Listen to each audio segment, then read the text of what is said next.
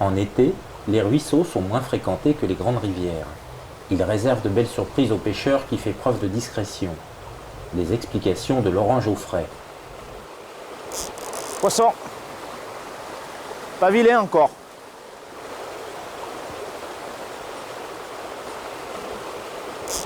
La pêche en ruisseau est une pêche à proprement parler très particulière. À savoir, nous allons traquer le poisson plus que ce que nous allons le pêcher.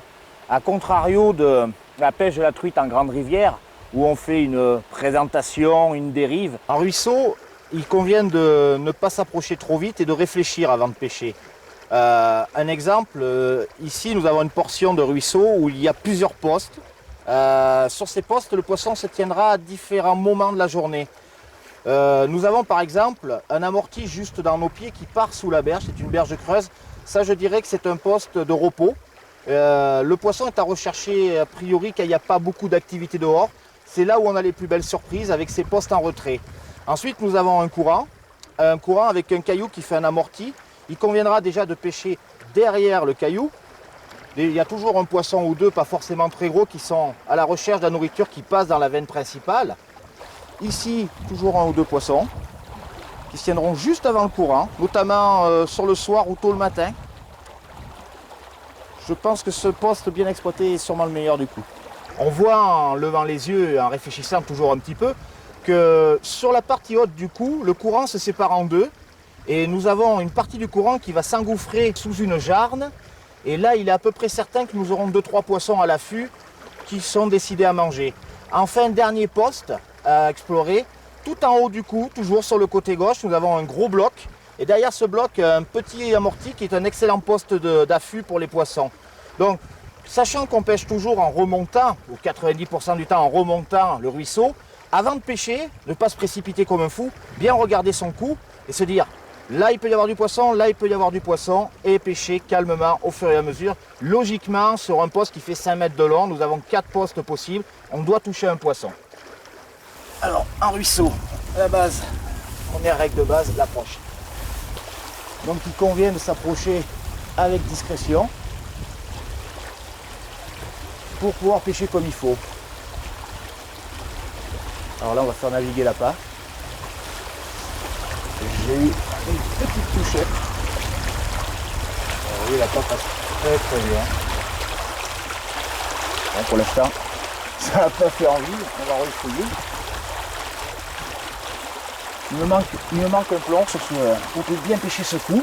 Alors là encore, en ruisseau, on reprend quand même les principes de la pêche en grande rivière, hein, à savoir qu'il ne faut pas rester stupide et dans sa plombée initiale.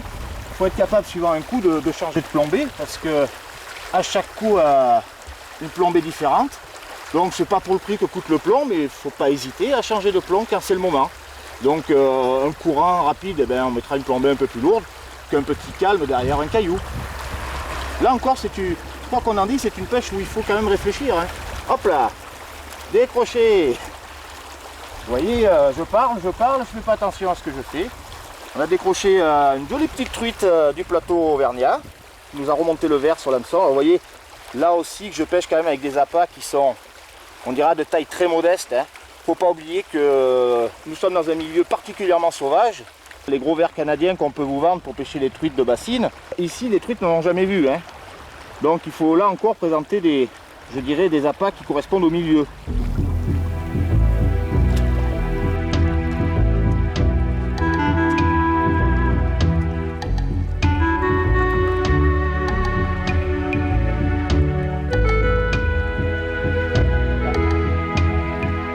Oui, petit poisson de ruisseau.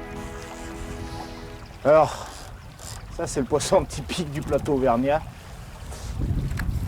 C'est pas gros, mais regardez comme c'est beau. Un vrai poisson d'ici, vrai poisson de souche atlantique.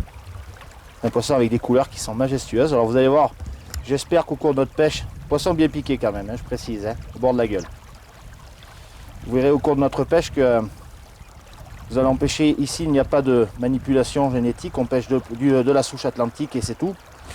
Et suivant les postes où on les prend, on va les trouver plus ou moins noirs. Salut ma grande.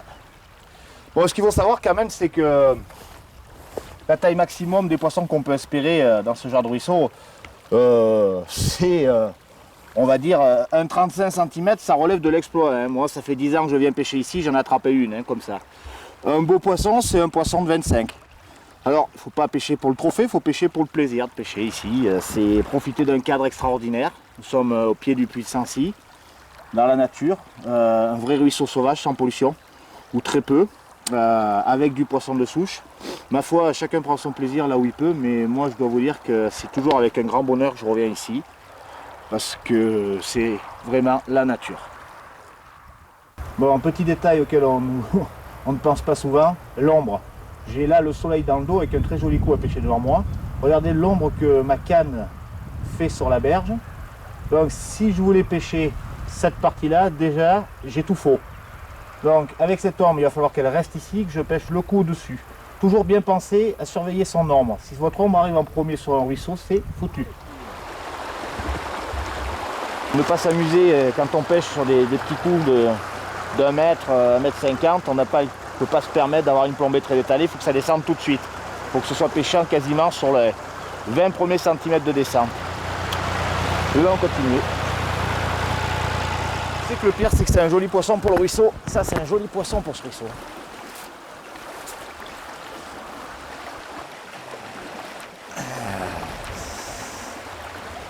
Joli poisson de ruisseau, grasse. Alors, vous voyez, la maille est à 20. Ça, déjà, ça commence à être un poisson sympathique. C'est un poisson qui fait quoi, 22. Allez, ma grande.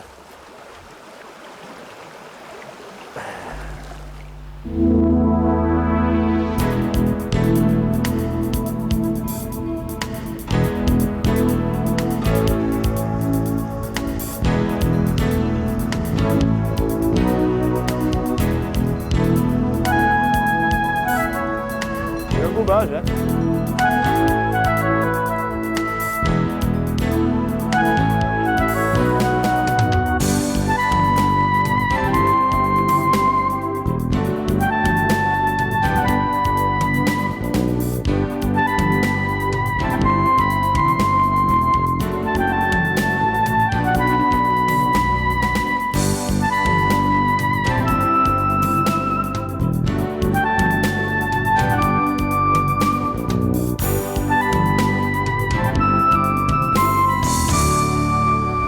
Nous sommes dans le village de Besse. Ça a quand même un côté très sympathique parce que, bon, c'est pas partout en France où on peut s'amuser à pêcher la truite en ruisseau dans le centre d'un village. Alors là, nous sommes entre les maisons, les prés, il y a un petit peu tout mélangé.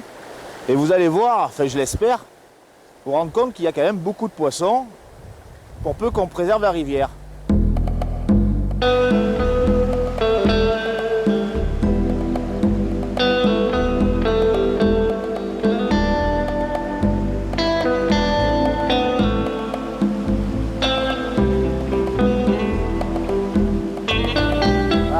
Poisson, sympa. Vous allez voir, ils ont une robe qui est magnifique. Bien piqué par le bord. Regardez cette robe magnifique, poisson de souche atlantique, poisson de la rivière. Hein. On va vite la décrocher et lui rendre sa liberté, pour qu'elle aille grandir.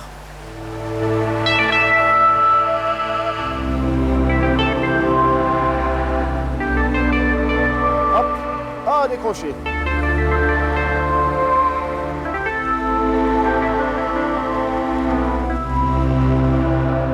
Alors vous voyez, sur ce poste là, je pêche bien d'abord dans mes pieds avant d'aller voir en face ce qui se passe. Hein. Pas faire l'inverse. Hein. Toujours pêcher le plus près avant d'aller au plus loin. Hein. Vous voyez, on utilise des vers quand même de toute petite taille. Des hameçons en 14 ou en 16. Ça n'empêche pas de les piquer au bord de la gueule. Hein. C'est une légende. Les poissons piqués au fond de la bouche parce que les hameçons sont petits. Il suffit de bien guider sa ligne. Un bon contrôle de la dérive. Et de toute façon, au moindre arrêt, on ferre, et puis tant pis si on ferre dans le vide, mais au moins les poissons sont bien piqués, on ne les abîme pas. Vous avez pu vous en rendre compte sur les quelques prises que nous avons fait. Allez, on continue.